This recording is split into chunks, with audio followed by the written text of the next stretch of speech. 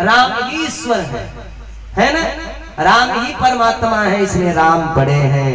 राम शिव जी को बड़ा मानते हैं और शिव जी राम जी को बड़ा मानते हैं। ये महान देव है ना। उसके बाद फिर भगवान ने वहां पर समुद्र देव ने बताया था कि आपके पास दो बंदर हैं, एक नल और एक नील।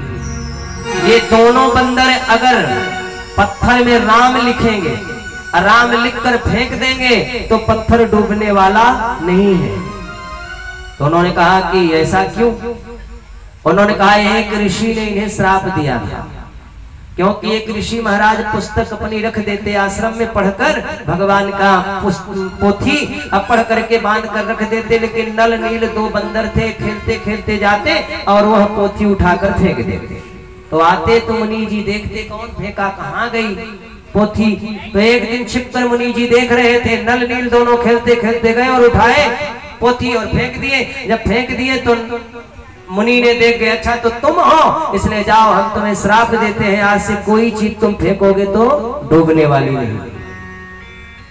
तो उन्होंने कहा कि अगर राम लिखकर फेंक देंगे तो पत्थर डूबेगा नहीं, पुल तैयार हो जाएगा। फिर राम लिखकर सब फेंकने लगे, पुल तैयार होने लगा।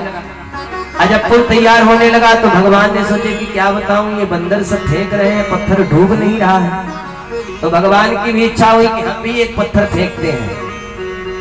तो भगवान गए मैया, जाने के बाद एक पत्थर उठाई छोटा सा। अब भगवान ने उठाकर पीछे हाथ करके चल दिए, चारों तरफ देख रहे कोई देखा तो नहीं। जब भगवान पहुंचे कुछ दूरी पर, पहुंचने के बाद भगवान ने सोचा अब अंदाजता हूं यहाँ कोई नहीं है।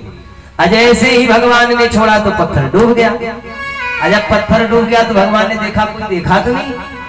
तब से पीछे से हनुमंत लाल जी ने आवाज लगाई, जय सिया राम।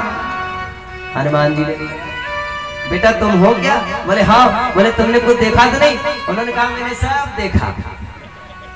बोले क्या देखा? बोले आप पत्थर उठाए, पीछे हाथ करके आए भगवान, और उसके बाद चारों तरफ देखकर जब पत्थर फेंके तो पत्थर डूब गया।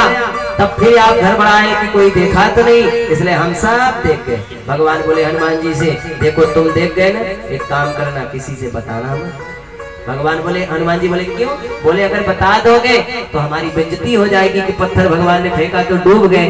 तो हनुमान जी ने कहा महाराज इसमें बेइज्जती की क्या बात है, प्रभु जिसको आप पकड़ते हैं वो कभी डूबता नहीं, और जिसे आप छोड़ देते हैं वो तो बिल्कुल नहीं डूब जाता है। बताओ भैया, जिसके हाथ में भगवान का हाथ हो वो कभी डूब सकता है क्या? जाको राखो साइया मार सके ना कोई, अबाल न बाका कर सके जो जग बैरी होए। तो जिसका हाथ भगवान पकड़ ले वो कभी डूबता नहीं, और जिसका भगवान हाथ छोड़ दे वो तो हमेशा के लिए डूब जाता है। इसीलिए हनुमान जी ने कहा आपने जिसको पकड़ा हो कभी डूबा नहीं, जिसको आपने छोड़ दिया वो चला। इसलिए भगवान इसमें बताने की क्या बात? भगवान बोले ये बात है क्या? बोले हाँ। उसके बाद भगवान देख रहे थे पुल तैयार हो रहा था, तब से एक गिलहरी, देखो राम के कार्य में सबको लगना चाहिए। जैसे हमारी महिला आनंद महिला मंडल ने ये हाथ उठाया कि हमें ये कार्य करना है, तो उस समय ये जरूरी नहीं है कि मेरी माताएं ही मेहनत करें।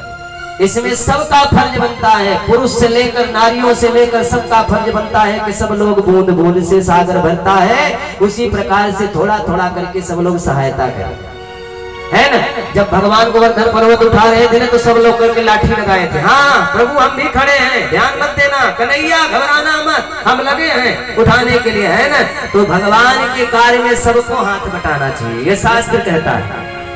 देखा है गिलहरी से सीखना। गिलहरी आप लोगों ने कभी देखा? बताओ गिलहरी देखी होगी?